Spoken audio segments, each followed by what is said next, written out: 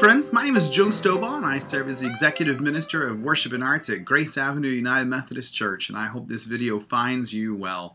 I'm so excited to be with you, even in just a digital way today, and my preference, of course, to be able to be with you in person, but I am serving as the President of the Fellowship of United Methodist in Music and Worship Arts, a wonderful organization that has helped me learn a lot about what we're going to talk about today, and I've got a week of worship leadership coming up at Lake Junaluska for Music and Worship Arts Week. So while you're seeing this video, I'll be driving across the great state of Tennessee and wishing that I was with you.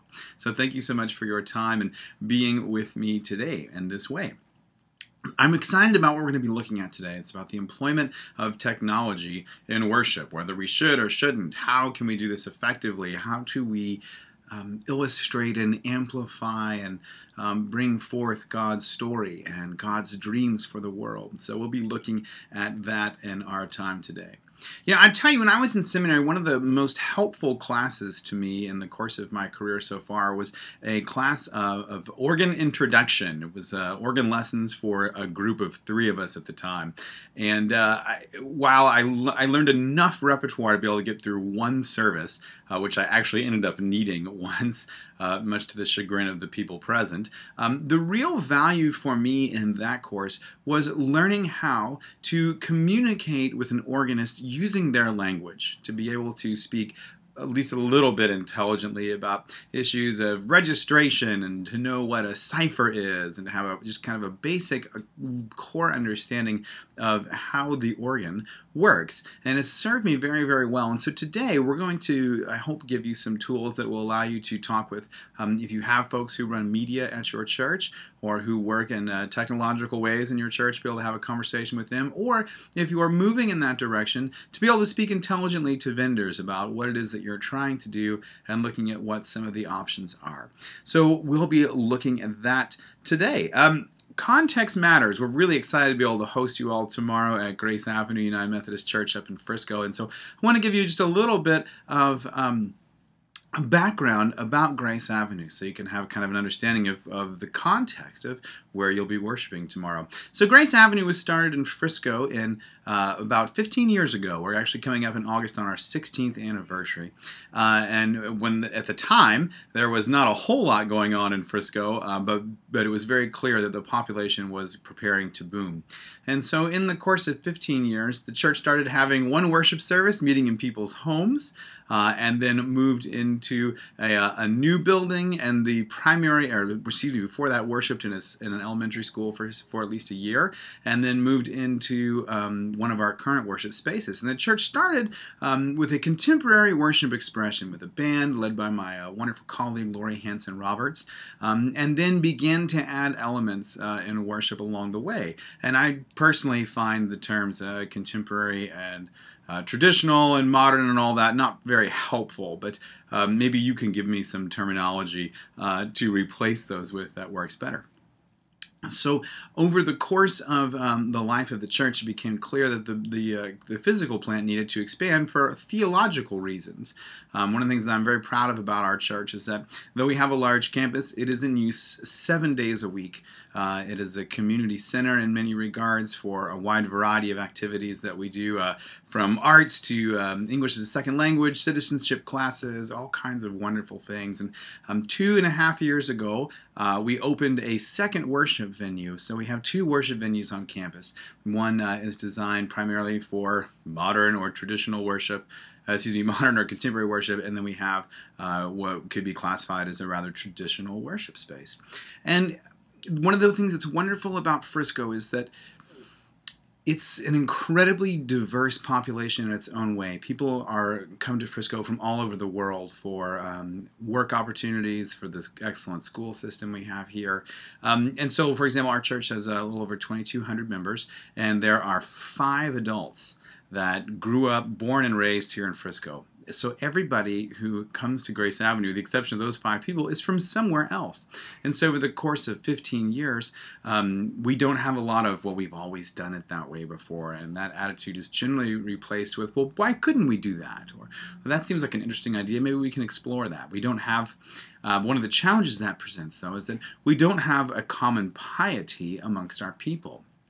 meaning the ways in which we worship God in our fullest ability. And so it became clear to us right before I came on and I got the opportunity to help shape that we needed to offer a variety of worship expressions for the variety of people that live in this context. And so we offer 6 services a weekend. Our Saturday night service meets in the worship center, which is the term we use for our contemporary venue. And that's musically, it's a kind of a light contemporary style, acoustically driven. There's some folk music as well, and it feels almost like the best parts of being in a small church. It's a welcoming community. It's sort of come as you are, very, very friendly. Good engaging participatory music and good preaching. And then keeping in that space on Sunday mornings at 9:30, which is one of the services you'll be attending. We call the Saturday night service Sabbath service because we borrow some liturgy from the Jewish Sabbath services and to hopefully employ that in a respectful way. And then the Sunday morning at 9:30, which is one of the services you'll be at, I kind of we call it Celebration, and I sort of give the descriptor of Grace Avenue Classic. It's the style of worship that Grace Avenue was founded upon. It's a great praise band led by Lori Hanson Roberts, and it's a very uplifting and celebratory kind of experience, but also has some many of the normative Christian worship elements. And then at 11 o'clock, all of our services have that, I should say. Then at 11 o'clock in that space, we have a service that we call Threshold. And it is our most modern service, but it's not unusual there for us to sing pieces from Taizé, the most contemporary music, hymns kind of rearranged, Shruti boxes and global music, and it's just a rich playground of opportunity for us. And that's led by a pastor named Marcus Womack, who is our minister of outreach. And the idea behind that service is that it's really a place where we can live our questions, to borrow a phrase from Rilke. So it's a great place in which we have opportunities for people to just kind of be really real and forthright, and we often have participatory sermons, and it's an exciting place to be. Then in our sanctuary, which is a little bit more traditional space, we have weekly Eucharist at 8:30, and I think that is just a wonderful thing, and I'm hopeful one day to get us to weekly Eucharist in every service, but one step at a time. And one of the things that is a neat feature of that is that we have a volunteer cantor corps that leads the music in that service. And so, for example, every third Sunday we have a youth that leads the singing.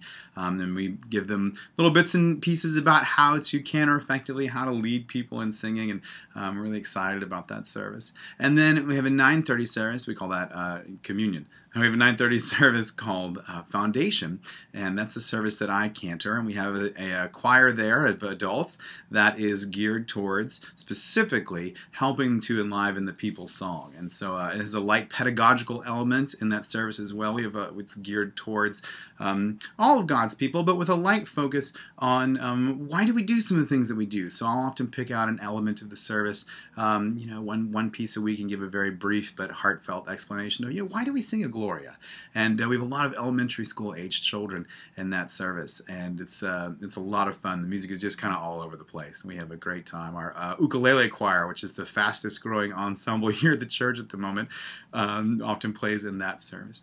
And then we have our 11 o'clock foundation service, which is our most maybe the best way I can describe this, and I mean this in the nicest way, is that it's a very classic sort of North Texas suburban Methodist worship service. It's got the big choir, and we're not going to do quite as much pedagogical teaching about worship in those services and that service, but it's a wonderful expression of God's love and grace, and we're really asking a lot of questions right now in our worship life of, what does it mean to flip the script from being a place where we go really deep into inspiring people to go out and to partner with God, to flipping that discussion to, what does it mean for us to celebrate what God's doing in the world and worship, and to be able to get on board with that and celebrate that. So those are the 6 weekly services that we have at Grace Avenue, and I wanted to just have a little bit of context about how what you're going to see in the morning.